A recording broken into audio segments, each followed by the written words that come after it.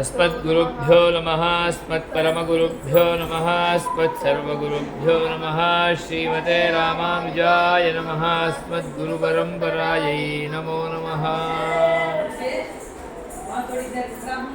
एकादशवर्गस्य दर्शनं प्रथमविषये तर्कसङ्ग्रहे अयं पञ्चमः षष्ठः पाठः तस्य अनुवर्तनभागः। तत्र क्रमप्राप्तः वायुग्रन्थः मूलन्तु वायुसम्बन्धिग्रन्थः वायुविषयकग्रन्थः वायुपदार्थविषयकग्रन्थः। वायु इत्याकारकं यत् द्रव्यमस्ति तद्विषयकं निरूपणम्। रूपरहितस्पर्शवान् वायुः सद्विधः नित्यो अनित्यश्च नित्यः परमाणुरूपः अनित्यः कार्यरूपः पुनस्त्रिविधः शरीरेन्द्रियविषयभेदात् शरीरं वायुलोके इन्द्रियं स्पर्शग्राहकं त्वक् सर्वशरीरवृत्ति विषयो वृक्षादिकम्पनहेतुर्वायुः शरीराहेतुः शरीरान्तस्सञ्चारी वायुः प्राणश्च स चैकोऽप्युपाधिभेदात् प्राणापानानि संज्ञां लभते। तो मूलग्रन्थस्य तु बोधः अभूत्। वायोः लक्षणं वदति रूपरहितत्वे सति स्पर्शवत्वम् इति। सः वायुः नित्यवायुः अनित्यवायुः इति द्विविधः। परमाणुरूपः नित्यः वायुः, अनित्यः वायुः कार्यरूपः। कार्यरूपः कः इत्येवं रूपेण नहीं निर्मितः वायुः नाम कार्यरूपः वायुः झञ्झावातः। एवञ्च अस्माकं श्वासोच्छ्वासरूपः वायुः। पञ्चविधः वायुः सर्वं कार्यरूपः वायुः। सः नित्यः उत्पद्यते नश्यति। परमाणुरूपेण तु नित्यम्। एवमेव अस्य वायोः अपि पूर्ववत् शरीरेन्द्रियविषयभेदात् अन्यप्रकारेण अपि त्रैविध्यं प्रोक्तम्। एकः क्रमः द्विविधः इति, अपरः क्रमः त्रिविधः इति। शरीरम् इन्द्रियं विषयः इति, शरीरम् इन्द्रियं विषयः इति। शरीररूपवायुः इति चेत् सः वायुलोके प्रसिद्धः पौराणिकप्रक्रिया। यथा अस्माकं शरीरं पृथिवीलोके प्रसिद्धं, वायवीयं शरीरं वायुलोके प्रसिद्धं, तैजसं शरीरं तेजोलोके आदित्यलोके प्रसिद्धं। यथा पूर्वमुक्तं तद्वदेव। इन्द्रियमिति चेत् आप्यायकम् इन्द्रियं वायोः इति चेत् त्वगिन्द्रियं स्पर्शेन्द्रियम् इत्येव उच्यते तस्य वायोः त्वगिन्द्रियस्य। अतः इदम् इन्द्रियं वायवीयम् इन्द्रियं त्वगिन्द्रियम्। इन्द्रियरूपेण विद्यमानः वायुः सः। एवमेव विषयरूपः वायुः। विषयरूपः वायुः श्वासोच्छ्वासादिरूपः वायुः विषयवायुः। एवं वृक्षादिकम्पनं भवति तस्य हेतुः वायुरेव भवति। वायुहेतुकमेव कम्पनं तत्, यतोहि तत्र अधस्तात् कोऽपि तं न सञ्चालयति न चालयति इति कृत्वा तत्र वायुः एव कारणम् इत्येवं रूपेण निश्चीयते। वृक्षादिकम्पनहेतुत्वं विषयरूपवायोः स्वरूपम् इत्यर्थः। वृक्षादिकम्पनम् इत्येवं रूपेण उक्तत्वात् तदपि भवति। एवञ्च अन्यदपि भवति। तत् किम् इति चेत् शरीर अन्तःसञ्चारी वायुः। कः? प्राणवायुः। स प्राणवायुः एकः एव पञ्चधा अवस्थितः। प्राणम् अपानम् उदानं व्यानं समानम् इत्येवं रूपेण। अतः एकोऽपि उपाधिभेदात् प्राणम् अपानम् उपाधिभेदात् चेत् तस्य स्थानभेदात् हृदि प्राणः गुदे अपानः समानः नाभिसंस्थितः उदानः कण्ठदेशस्थः व्यानः सर्वशरीरगः वायुः नाम तत्तत् स्थानरूप उपाधिभेदात् एकस्यैव वायोः प्राणवायोः अपानम् उदानं व्यानं समानम् इत्येवं रूपेण नामवैविध्यम् इत्यर्थः। नाम्ना विविधता, एक एव वायुः सः इत्यभिप्रायः। सोऽपि वायुः कार्यरूपः एव वायुः। अतः कम्पनहेतुर्वायुः एवञ्च अस्माकम् अन्तर्वर्ती वायुः अपि शरीरान्तस्सञ्चारी वायुः इत्यपि विषयरूपेण प्रदर्शितः। एवञ्च शरीरम् इन्द्रियम् एवं विषयः इत्येवं रूपेणापि वायुः त्रिविधः भवति। द्विविधोऽपि अस्ति, त्रिविधोऽपि भवति इत्येवम् अभिप्रायेण तत्र दर्शितम्। तस्य इदानीं न्यायबोधिनीम् अनुसृत्य किञ्चिदिव निरूपणं ग्रन्थे उपदर्शितं, न्यायबोधिनीं पदकृत्यञ्च अनुसृत्य। अतः तदत्र दर्शयति।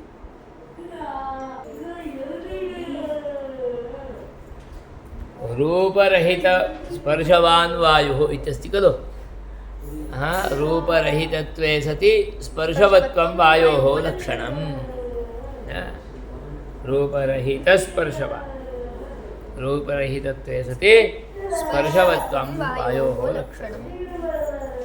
तद् रूपरहितत्वे सति स्पर्शवत्वं केवलस्पर्शवत्वम् उच्यते चेत् पृथिव्यादौ अतिव्याप्तिः, तत्रापि स्पर्शस्य विद्यमानत्वम्। अतः रूपरहितत्वे सति इत्युक्तं।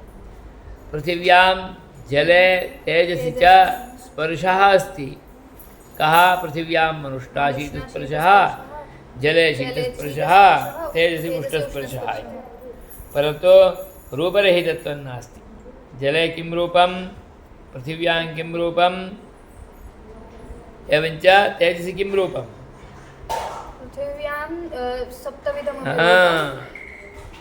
जले अभास्वरशुक्लं रूपम्, एवं च तेजसि भास्वरशुक्लं रूपम्। अतः रूपं तत्र अस्ति, एकं वा द्वयं वा सप्त वा, परन्तु रूपं तु अस्ति। अतः रूपवत्वं तत्र विद्यमानत्वात् रूपरहितत्वं न भवति। अतः रूपरहितत्वयोजनेन स्पर्शवत्वमात्रोक्तौ एव अतिव्याप्तिः। अतः रूपरहितत्वे सति इति योजनीयम्। अस्तु, रूपरहितत्वमेव वदन्तु। रूपरहितत्वं वायोः लक्षणं। वायोऽपि नास्ति रूपम्। एवञ्च पृथिव्यां जले तेजसि रूपं वर्तते, अतः अतिव्याप्तिरपि न भवति। अतः रूपरहितत्वमात्रमेव लक्षणं भवतु वायोः इत्यपि वक्तुं शक्यते। तथापि रूपरहितत्वम् आकाशादावपि अस्ति न। आकाशे रूपं नास्ति, काले रूपं नास्ति। तथा रूपरहितत्वमात्रोक्तौ आकाशादौ दिशिपि आकाशादौ अतिव्याप्तिः। अतः किम् उक्तं? रूपरहितत्वे सति स्पर्शवत्वम् इत्युक्तं। स्पर्शवत्वम् इत्यपि धनं योजितं। तदानीं रूपरहितत्वे सति स्पर्शवत्वम् इति भवति। आकाशादौ रूपरहितत्वं वर्तते चेदपि स्पर्शवत्वं नास्ति। अतः तत्र अतिव्याप्तिः न भवति। यदि रूपरहितत्वे सति स्पर्शवत्वं तदेव दर्शितं पश्यन्तु।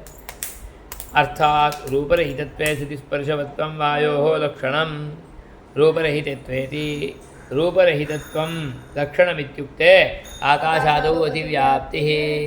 अतः स्पर्शवत्वम् इत्युक्तं। स्पर्शवत्वमात्रोक्तौ कुत्र अतिव्याप्तिः? घटादौ अतिव्याप्तिः। अतः पृथिव्यादौ इत्युक्तं मया।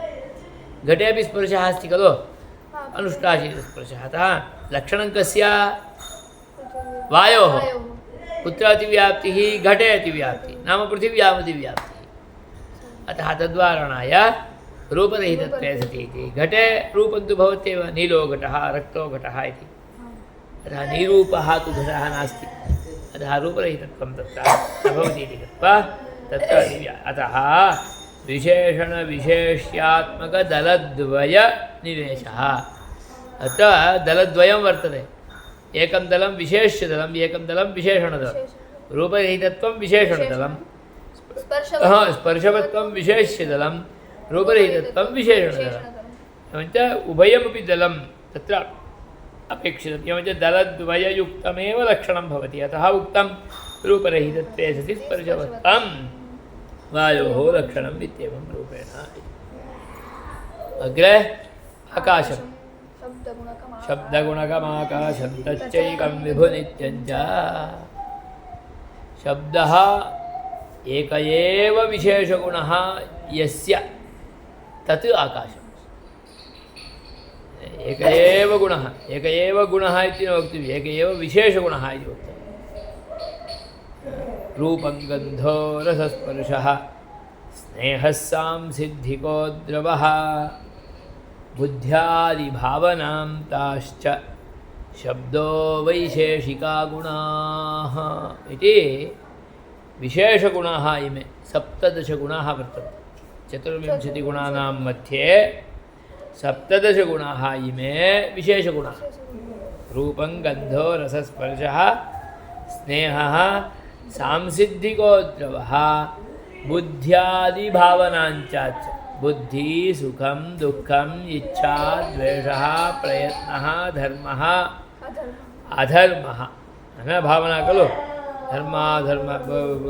धर्म बुद्ध्यादिभावनां ताश्च अनन्तरं शब्दः इति एते 15 गुणाः विशेषगुणाः भवन्ति एते गुणाः विशेषगुणाः एतेषां मध्ये एक एव शब्दाख्यः विशेषगुणः भवति कुत्र आकाशे अतः शब्दगुणकम् आकाशं गुणकम् इति कप्रत्ययः प्रोक्तः शब्दवत्वम् इत्येव वक्तुं शक्येत सर्वत्रापि एतदेव उक्तं खलु गन्धवती शीतस्पर्शवत्यः एवम् उष्टस्पर्शवान् उष्टस्पर्शवत् एवञ्च रूपरहितस्पर्शवान् इत्येव उक्तम् अत्र तु शब्दगुणकम् इति गुणशब्दः प्रोक्तः शब्दवान् शब्दपदाकाशम् इति वक्तुं शक्यते परन्तु एवं नोक्तं शब्दगुणकम् इति गुणशब्दः प्रयुक्तः विशेषगुणः सः एक एव अत्र वर्तते इति दर्शयितुम् अत्र शब्दगुणकम् इति गुणपदं प्रयुक्तं कप्रत्ययः स्वार्थे कप्रत्ययः गुण एव गुणकः अतः शब्दगुणकम् आकाशम् तत् एकमेव आकाशं विभु सर्वत्र व्याप्य विद्यमानम् एकं नित्यमपि आकाशं तु सर्वत्र वर्तते सर्वदा वर्तते नित्यः आकाशः आकाशस्य तर्हि लक्षणं किमत्र शब्दगुणकत्वं शब्दगुणकत्वं शब्दः गुणः यस्य तत् शब्दगुणकं शब्दगुणकमेव शब्दगुणकत्वमेव आकाशस्य लक्षणम् आकाशः विभुः नित्यः एकः ओ विभुः नाम किं तर्हि किं नाम विभुत्वं सर्वत्र व्याप्तं सर्वमूर्त मूर्त अमूर्त सर्वमूर्त सही है विभुत्वं नाम सर्वमूर्तद्रव्यसंयोगित्वं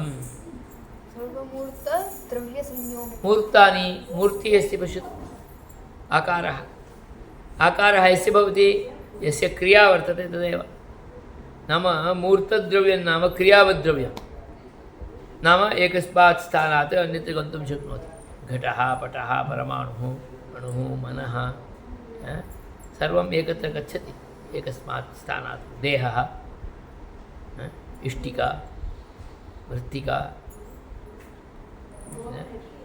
सर्वम् एकस्मात् स्थानात् स्थानान्तरं गच्छति अतः क्रियावत् क्रियावदेव मूर्तं मूर्तद्रव्येषु सर्वत्रापि यस्य संयोगः सः विभुः मूर्तद्रव्यसंयोगित्वम् आकाशे अस्ति काले अस्ति दिशि अस्ति परमात्मनि वर्तते आत्मनि वर्तते आत्मापि सर्वत्रापि व्याप्तः अतः मूर्तद्रव्यसंयोगित्वम् एतेषु वर्तते इति कृत्वा एतानि भूतानि एतानि विभूनि आकाशं कालः दिक् आत्मा इति विभुद्रव्याणि है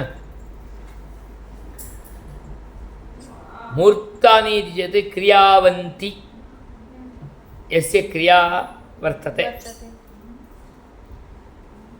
पृथिवी आपः अस्ति खलु आपः सरिति जलति प्रवहति खलु पृथिवी जलः जलम् आपः तेजः वायुः किरणं सूर्यात् पृथिवीम् आगच्छति लैट् भवति चेत् तस्मात् दीपात् स्थानपर्यन्तं गच्छति प्रकाशः अतः दीपे क्रिया अस्ति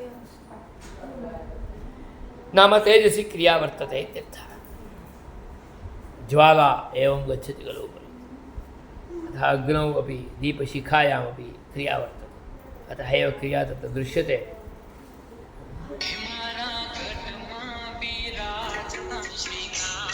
अतः तेजः अपि मूर्तद्रव्यम् एवं वायुः वायुः अपि मूर्तं सर्वत्र नाम क्रियावत् क्रियावान् इत्यर्थः अतः यस्य क्रिया भवति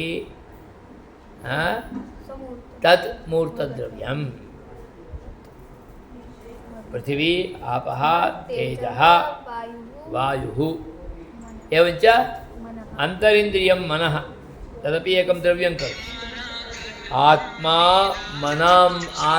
मनांसि इत्येवं रूपेण खलु द्रव्याणि नवद्रव्याणि तत्र पृथिव्यप्तेजो वायुः एवञ्च मनः इति इमानि मूर्तद्रव्याणि इत्यर्थः क्रियावन्ति द्रव्याणि इत्यर्थः इति मूर्तानि इमानि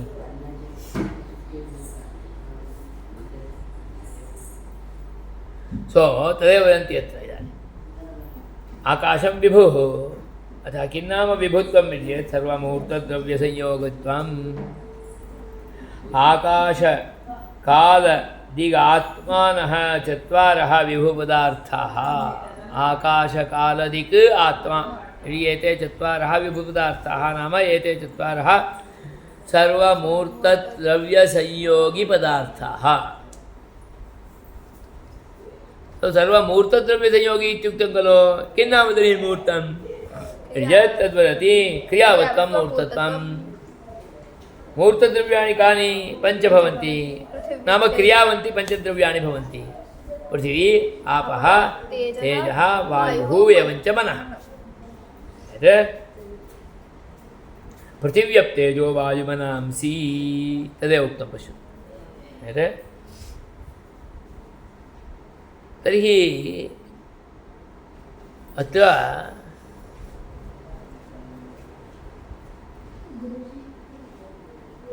पृथिवी जलं तेजः वायुः इति चतुर्षु अपि शरीरेन्द्रियविषयभेदादित्येवं रूपेण वर्तते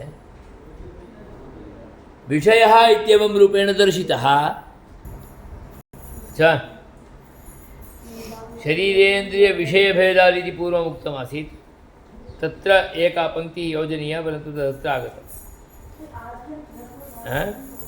शरीरेन्द्रिय किं नाम विषयः इति शरीरेन्द्रियविषयभेदादिति चतुर्षु उक्तं खलु शरीरं तु वयम् अस्मदादीनां नाम अस्मत्सदृशमेव वायुलोके इत्यादिलोके च तत्रापि ज्ञातुं शक्नुमः परन्तु विषयः इति चेत् कः तत्रोक्तं विषयः इति गन्धः नाम पृथिवीविषयः एवञ्च जले विषयः सरित्समुद्रादिः एवञ्च तेजसः विषयः इति चेत् तत्र दीपादि चतुर्विधम् उक्तं तत्र भौमं दिव्यम् औदर्यम् आकरजम् इत्येवं रूपेण वह्न्यादिकम् इत्यर्थः दीपादिकम् इत्युक्तं खलु तदेव एवञ्च जाठराग्निः इत्यादि सुवर्णम् इति एवञ्च वायुः तत्र कः विषयः इति चेत् तदानीं वृक्षादिकम्पनहेतुः एवञ्च अन्तर्वर्ती प्राणवायुः अपानवायुः इत्यादिकमपि उक्तं तर्हि उदाहरणं तु दर्शितं किं नाम विषयत्वम् इति सन्देहः भवेत् इति कृत्वा तस्य विषयो नाम उपभोगसाधनम् उपभोगस्य कृते साधनं भोगस्य कृते साधनं शरीरमपि भोगस्य कृते साधनम् इन्द्रियमपि भोगस्य कृते साधनमेव खलु भवति करणमेव खलु भवति सा साधनं नाम करणं तदपि भवति खलु इति चेत् शरीरेन्द्रियभिन्नत्वे सति उपभोगसाधनत्वम् उपभोगसाधनं तु शरीरमपि भवति इन्द्रियमपि भवति विषयोपि भवति परन्तु शरीरेन्द्रियभिन्नत्वे सति उपभोगसाधनत्वम् इत्युक्तत्वात् सः विषयः एव भवति इति कृत्वा विषयत्वं नाम शरीरेन्द्रियभिन्नत्वे सति उपभोगसाधनत्वम् इत्युक्ते सः पश्यतु सरित्समुद्रादिजलमपि उपभोगस्य कृते साधनं विषयः एवं याति अस्ति खलु तत् प्राणापानादिकमपि उपभोगस्य कृते विषयः एव एवं रूपेण सर्वोऽपि अतः उपभोगसाधनत्वं तत्र भवति शरीरेन्द्रिय भिन्नत्वम् उच्यते चेत् तस्य स्वरूपं स्पष्टं भवति कृत्वा तल्लक्षणमपि अत्र दर्शितं वस्तुतः तद्वाक्यं पूर्वतनव्याख्यानस्य अन्तिमवाक्यरूपेण भवेत् अत्र कदाचित् ग्रन्थस्य निर्माणवेलायां क्षतिरभूदिति मन्ये अतः अत्र वाक्यमागतम्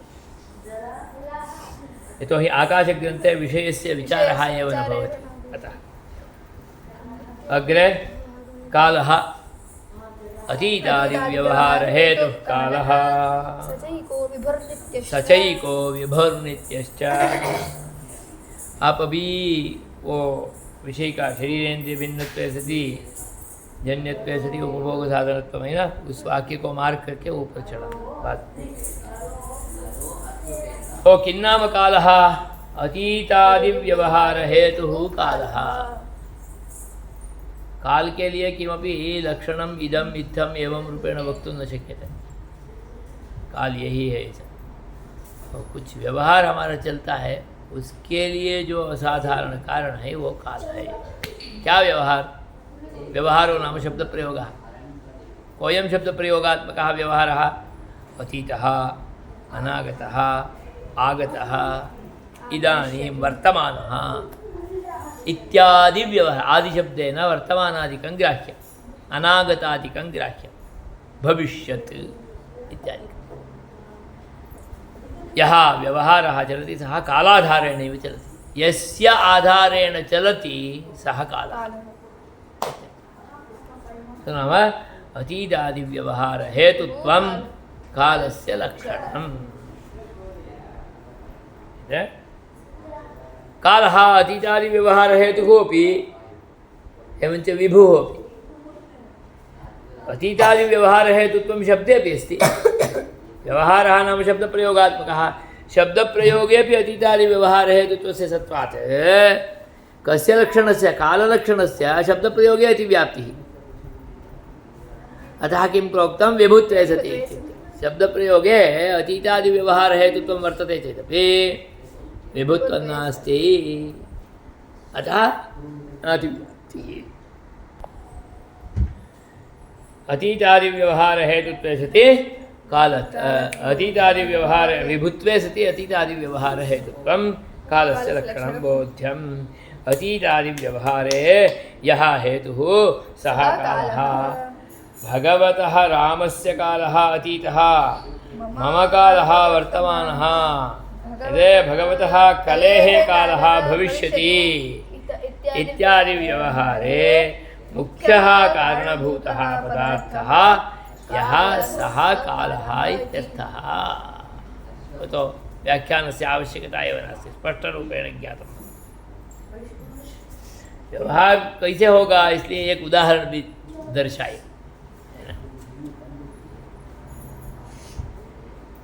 अयमेव कालिकपरत्वापरत्वव्यवहारहेतुः अयं कालः एव कालेन अयं परः अयम् अपरः इत्यादियो व्यवहारो भवति परापरव्यवहारहेतुः हेतुः परत्वम् अपरत्वम् इति भवति खलु कालिकं परत्वं दैशिकं परत्वं कालिकम् अपरत्वं दैशिकम् अपरत्वम् इत्येवं रूपेण देशाधारेण कालाधारेण अपि परापरव्यवहारः चलति तादृशपरापरव्यवहारे अपि अयं कालः कारणं देशोऽपि कारणम् अग्रे देशस्य उच्यते दिक् दिगेव देशः अयमेव कालिकपरत्वापरत्वव्यवहारे अपि हेतुः व्यवहारहेतुः इत्युक्तं खलु को व्यवहारः परापरव्यवहारः परापरव्यवहारः सः परः अयमपरः इति कालाधारेण उच्यते अथवा देशाधारेण उच्यते तादृशव्यवहारं प्रति यत् असाधारणकारणं भवति विभुः अपि वर्तते सः कालः इत्युच्यते इत्यभिप्रायेण उपपादितम् इत्यर्थः अयं कालः इति कालग्रन्थः कालानन्तरं क्रमप्राप्ता दिक् दिक् दिशौ दिशः इति खलु रूपं शकारान्तस्त्रीलिङ्गशब्दः दिशः लक्षणं वदति प्राच्यादिव्यवहारः प्राची प्रतीचि उदीचि अवाचि आग्नेयं नैऋतं वायव्यं ऐशानम् अथवा ईशानः इत्येवं रूपेण यो व्यवहारः ऊर्ध्वम् अधः अन्तः बहिः सर्वं भवति दिगाधारेण देशाधारेणैव एवं तर्हि प्राची नाम का उदीची नाम का प्रतीची नाम का प्राक् इति चेत् यत्र सूर्यस्य उदयो भवति सः प्राक् सूर्यस्य उदयदेशात् विरुद्धदेशः दूरदेशः यो वर्तते सा प्रतीचि है ना प्राची प्रतीचि उदयः उदेति भगवान् सूर्यः कस्मात् उदेति वयं पश्यामः चेत् एकस्मात् पर्वतात् बहिरागतः यस्मात् पर्वतात् बहिरागच्छति उदय प्रातःकाले सः उदयपर्वतः यस्मात् पर्वतात् अन्तः गच्छति गत इव भाति सः हस्ताचलः अस्तमनं अस्ताचलः अचलो नाम पर्वतः अस्तं गच्छति अचले अस्तः यस्मिन् अचले सः अस्ताचलः तो उदितः यस्मात् अचलात् सः उदयाचलः अतः उदयाचल सन्निहिता समीपवर्ती दिक् प्राची दिक् उदयाचल व्यवहिता दिक् प्रतीची दिक् अथवा अस्ताचल सन्निहिता दिक् अवाची दिक् अस्ताचल व्यवहिता दिक् प्राची दिक् एवमपि वक्तुं शक्यते यथा कथं तदेव वदति उदयाचलसन्निहिता या दिक् सा प्राची अस्ताचलसन्निहिता या दिक् सा प्रतीची है ना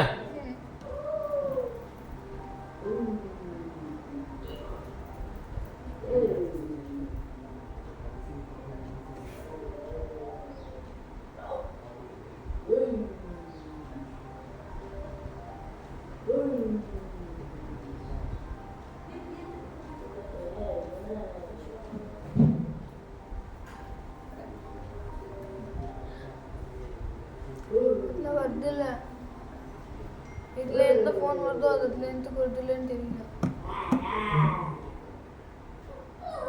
अनन्तरं मेरोः सन्निहिताया दिक् सा उदीचि मेरुपर्वतः मेरुपर्वतः कुत्र अस्ति उदीच्यां दिशि वर्तते उत्तरदिशि मेरुपर्वतसन्निहिता दिक् उदीचि मेरोः व्यवहिता दिक् प्रतीचे उदी अवाचि अवाचि नाम दक्षिणादिक् इत्यर्थः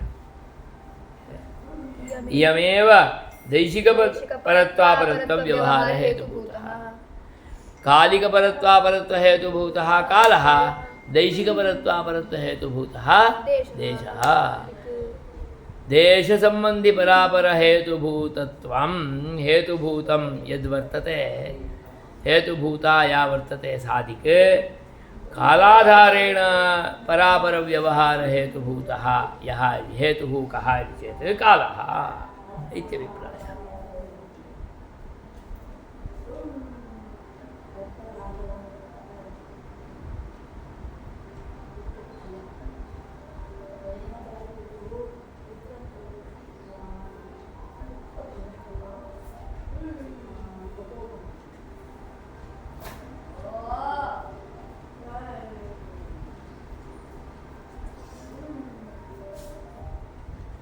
வாட்ஸ்அப் வீடியோ காலம் பண்ணிட்டே இல்ல அவன் எந்த கோலம் இந்த மாத்திரம் வந்துருக்கு. பழசதோ இப்போ வருதா?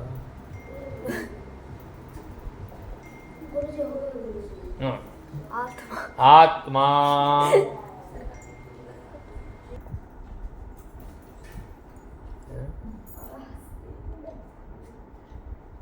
இது क्रमप्राप्त आत्मा ज्ञानाधिकरणमात्मा सद्विविधो जीवात्मा परमात्मा ज्ञानवत्वम् आत्मनः लक्षणं ज्ञानाधिकरणत्वम् आत्मनः लक्षणम् आत्मा इति चेत् तत्र ज्ञानमेव भवति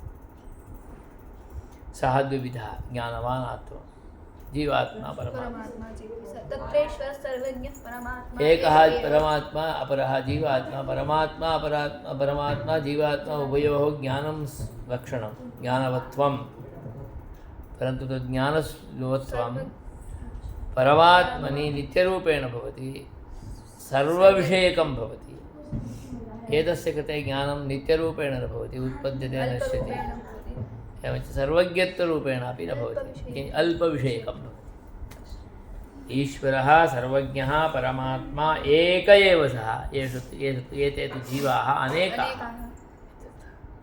प्रतिशरीरम् एकैकः जीवः भवति सः भिन्नः भवति सोऽपि आत्मा विभुः एषोऽपि आत्मा विभुः तो ज्ञानं किमिति भवति ज्ञानवान् इत्युच्यते खलु अहं सुखी अहं दुःखी इत्यादि ज्ञानं भवति खलु तज्ज्ञानं यस्मिन् भवति सः ज्ञानवान् ज्ञानं केन सम्बन्धेन आत्मनि वर्तते समवायसम्बन्धेन ज्ञानं गुणः गुणगुणिनोः समवायः अतः समवायसम्बन्धेन ज्ञानवान् आत्मा अन्यथा ज्ञानवत्वं कालेपि भवति सर्वाधारः कालः अतः कालिकसम्बन्धेन ज्ञानवत्वं काले भवति समवायसम्बन्धेन ज्ञानवत्वत्तो आत्मनि एव भवति इति कृत्वा समवायसम्बन्धेन ज्ञानवान् आत्मा समवायसम्बन्धेन ज्ञानवत्वम् आत्मनः लक्षणम् इत्यर्थः किं नाम समवायः समवायः इति चेत् एकः सम्बन्धः सः सम्बन्धः नित्यसम्बन्धः नित्यसम्बन्धः इति चेत् कोऽर्थः यावत्पर्यन्तम् आत्मा भवति तावत्पर्यन्तं ज्ञानं भवति आत्मा नित्यः अतः आत्मनि यत् ज्ञानं वर्तते तदपि नित्यम् इति आत्मनि ज्ञानं सर्वाधिकं सार्वधिकं सार्वधिकं सर्वकालेष्वपि विद्यमानम् इत्यर्थः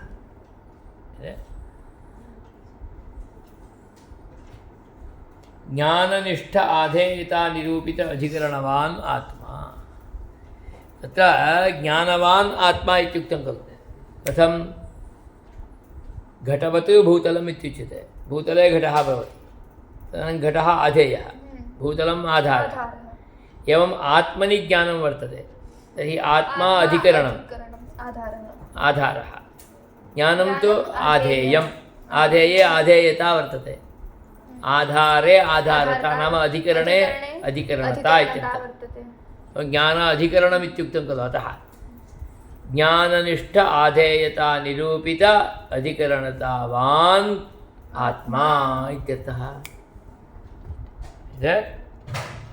ज्ञाननिष्ठ आधेयता निरूपित सा आधेयता ज्ञाननिष्ठ आधेयता किं सम्बन्धावच्छिन्ना इति चेत् समवायसम्बन्धावच्छिन्ना ज्ञानं ज्ञाने आधेयतापि अस्ति ज्ञानं समवायसम्बन्धेन वर्तते अतः समवायसम्बन्धः अपि ज्ञाने वर्तते ज्ञाने विद्यमानसमवायसम्बन्धः एवञ्च ज्ञाननिष्ठ आधेयता अनयोः सम्बन्धः अवच्छेद्यावच्छेदिकभावः सम्बन्धः अतः समवायसम्बन्धावच्छिन्न आधेयता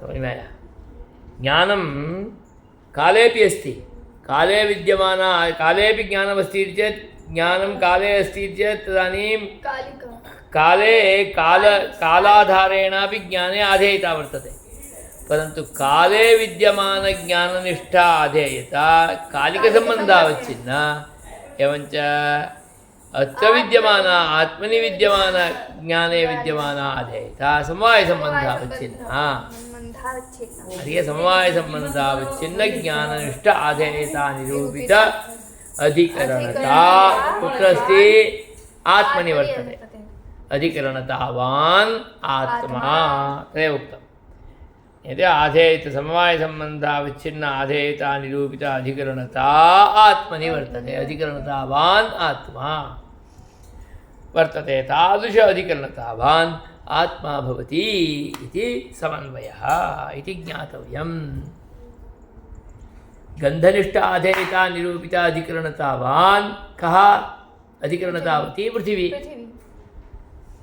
एवं रसनिष्ठ आधेयता निरूपित नहीं हाँ रस नहीं वो क्या है स्पर्शनिष्ठ शीत स्पर्शनिष्ठ आधेयता निरूपित अधिकरणतावती अधिकरणतावत्यः आपः यत् उष्णस्पर्शनिष्ठ आधेयता निरूपित अधिकरणतावत् तेजः एवं उष्ण स्पर्शनिष्ठ अनुष्णाशीत रूपरहित स्पर्श केवलं स्पर्शनिष्ठ आधेयता निरूपित अधिकरणतावान् वायुः है ना एवमेव अत्रापि ज्ञाननिष्ठ तत्रापि समवायसम्बन्धावच्छिन्न इति तु आगच्छत्येव समवायसम्बन्धावच्छिन्न गन्धनिष्ठ आधेयता निरूपित अधिकरणतावत्वम् गन्धनिष्ठ आधेयता निरूपित अधिकरणतावत्वती पृथिवी इत्यर्थः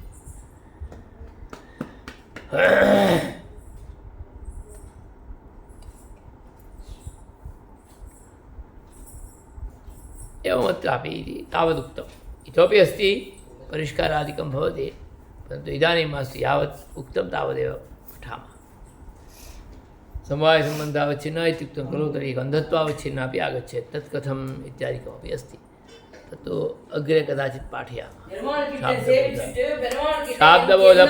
शाब्दबोधप्रक्रिया पाठनवेलायां पश्यामः ज्ञायते तदग्रे मनः क्रमप्राप्तस्य मनसः निरूपिणं सुखाद्युपलब्धिसाधनमिन्द्रियं मनः तच्च प्रत्यात्मनियतत्वादनन्तं परमाणुरूपं नित्यञ्च मूलग्रन्थः सुख दुःखादि उपलब्धिः प्राप्तिः अहं सुखी अहं दुःखी इति तस्य उपलब्धिः नाम साक्षात्कारः तस्य साक्षात्कारः केन इन्द्रियेण भवति मनोरूप इन्द्रियेण मनसा एव भवति अहं सुखी अहं दुःखी इति सुखदुःखं यदि मनः न भवति तदानीं सुखं दुःखमपि न अनुभूयते मनः भवति चेदेव तस्य अनुभवः उपलब्धौ तस्य साक्षात्कारे यद् साधनम् उपकरणं तदेव मनः इत्यर्थः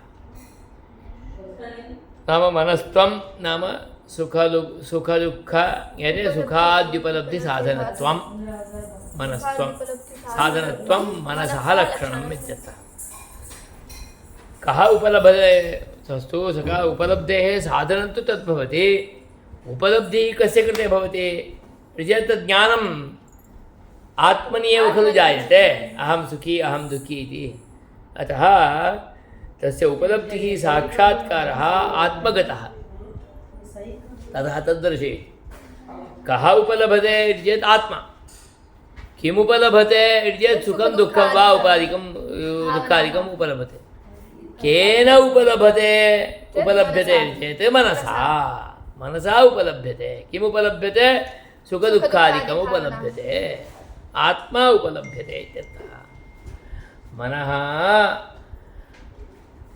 मनःकरणकात् आत्मकर्तृक उपलब्धिः सुखादीनाम् इति भाव्यम् मनः करणं तत्र आत्मा कर्ता यद् आत्मकर्तृक उपलब्धिः मनःकरणक उपलब्धिः साक्षात्कारः इत्यर्थः साक्षात्कारः कार्यः तत्कार्यं कुत्र जायते चेत् आत्मनि जायते अतः आत्मकर्तृक उपलब्धिः मनःकरणक उपलब्धिः केषां सुखादीनां सुखदुःखादीनां तदेव सुखदुःखादि साक्षात्कारः इत्यभिप्रायः इति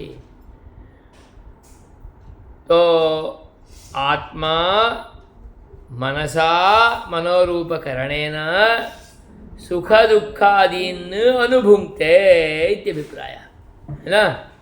सुखदुःखादिकम् अनुभवति, सुखं दुःखं च अनुभवति कः? आत्मा। केन? मनसा इत्यर्थः इति। मनसः तत्र साधनत्वादेव करणत्वं। कारणकारकं करणकारकम् इत्यर्थः। तृतीया विभक्तिः प्रयुज्यते। मनसा सुखदुःखाद्युपलब्धिः, मनः करणकसुखदुःखाद्युपलब्धिः। करणत्वमेव साधनत्वं, मनः करणकत्वं चेत् मनः साधनत्वम् इत्यर्थः इति। आत्मा मनसा विजानाति इत्यादि प्रयोगः वारं वारम् अनुसन्धेयः। आत्मा मनसा एव अनुभवति, मनसा इति करणकारकस्य तत्र प्रयोगः, तेन साधनत्वं ज्ञायते इत्यभिप्रायः। आत्मा मनसा युज्यते, मनः इन्द्रियेण, इन्द्रिय तत् कथं भवति अनुभवः? प्रत्यक्षादि अनुभवः भवति। अयं घटः इति अनुभवो जायते, अयं घटः इति ज्ञानम् उत्पद्यते। इदम् उपनेत्रम् इत्येवं रूपेण ज्ञानं जायते, प्रत्यक्षात्मकं ज्ञानमिदं ज्ञानं जायते खलु। अनुमित्यात्मकमपि ज्ञानं जायते। एतत् ज्ञानम् आत्मनि जायते, परन्तु तत् केन इति इन्द्रियेण जायते। इन्द्रियं तु साक्षात् कथं भवति? मनः अस्ति खलु चेत् आत्मा आत्मनि जायते, आत्मा मनसा संयुज्यते, मनः इन्द्रियेण संयुक्तं भवति, इन्द्रियम् अर्थेन संयुक्तं भवति, तेन इदम् अयं घटः इति ज्ञानं जायते। पश्यतु, इन्द्रियस्य चक्षुरिन्द्रियस्य प्रसारो भवति चेत् विषयस्य ग्रहणं भवति, परन्तु ज्ञानं तु इन्द्रियस्य कृते न भवति, ज्ञानं तु आत्मनि जायते। तत् कथं जायते चेत् मनोद्वारा एव। कदाचित् इन्द्रियेण वयं पश्यामः, पुरतः एव गच्छति, तथापि अस्माभिः न गृहीतम्। इन्द्रियस्पर्शो नाभूत् वा चेत् अभूत्, परन्तु मनसः सम्बन्धः तत्र नासीत्, अतः अस्माभिः न पृच्छ्यते चेदपि उच्यते, पृच्छ्यते चेदपि उच्यते नहीं मयि तो नहीं देखा, अत्र तु न गतवान् एव इत्येवं रूपेण वदति। न अत्र गतवान्, पश्यतु CCTV अत्र अस्ति रिजल्ट्। ओ तर्हि मया तत्र मनः न दत्तम्, अहम् एतस्मिन् यन्त्रे आसम्, मोबैल् यन्त्रे आसम्, एतत् पुस्तकं पश्यन् आसम् इति वदामः। तदानीं कोऽर्थः? पुरतः एव गच्छति, तत्र इन्द्रियमपि स्पृष्टं, इन्द्रियस्यापि स्पर्शो जातः, परन्तु मनसः द्वारा नाभूत् इति कृत्वा तस्य प्रत्यक्षता ज्ञानं न जायते। अतः तत्र मनः अपि एकैकस्मिन्नपि ज्ञाने कारणं। पश्यतु, इन्द्रियमस्ति, चक्षुरिन्द्रियं वा भवेत्, श्रोत्रेन्द्रियं वा भवेत्, रसनेन्द्रियं वा भवेत्, वदामः खलु। ओ गन्धेन्द्रियम्, एतत् तिक्तमासीत् वा? मया तु न गृहीतं तिक्तमिति, सामान्यरूपेण आसीत् इति वदामः। पुनरेकवारं वदामः, हा सत्यं तिक्तमेव इति वदामः। नाम तदानीं मनस्संस्पर्शः नासीत्, अतः न ज्ञातं। किमपि वदन्, किमपि पठन्, खादन् नासीत्, अतः तस्य रसानुभवः नाभूत्। नाम रसस्य अनुभवः, प्रत्यक्षता नाभूत् इत्यर्थः। अतः तत्र वदति मनः कारणम्। अतः तत्र एकः सरणिः अस्ति, तत् सरण्या एव ज्ञानं जायते आत्मनि। कथम् इति चेत् आत्मा मनसा संयुज्यते, मनः इन्द्रियेण नाम बाह्येन्द्रियेण, इन्द्रियम् अर्थेन संयुक्तं भवति, तेन प्रत्यक्षादि अनुभवः जायते इति। सा सरणिः अपि अस्माभिः अनुसन्धेया। आत्मा मनसा युज्यते, मनः इन्द्रियेण, इन्द्रियमर्थेन, ततः प्रत्यक्षम् इत्येवं रूपेणापि इत्यर्थः। अतः प्रत्यक्षात्मकज्ञानं यद्भवति तत्र अन्तरिन्द्रियं मनः तु अत्यन्तम् अपेक्षितं, तस्य सम्बन्धो अस्ति चेदेव ज्ञानं जायते इत्यर्थः।